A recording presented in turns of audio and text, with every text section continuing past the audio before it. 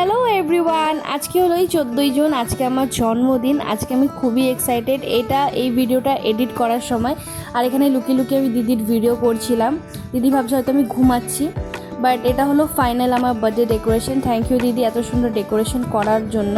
আর আজকে আমার birthday outfit হলো এই রেড কালারের গাউন। আমার খুব ইচ্ছা ছিল 18th বার্থডেতে আমি একটা গাউন পরবো, আর পরার পর আমি এই ফটো তুলবো, কেক কাটবো, ভিডিও করব।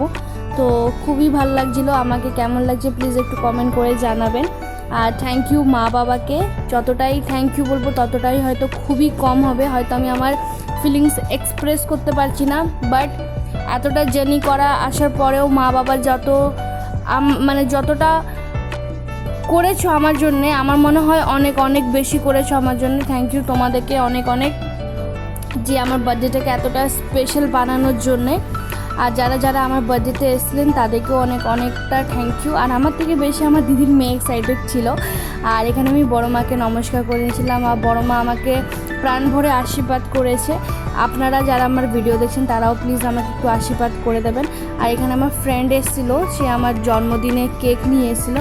থ্যাংক ইউ তোকে, তোর নিয়ে আর কি বলবো আলাদা করে।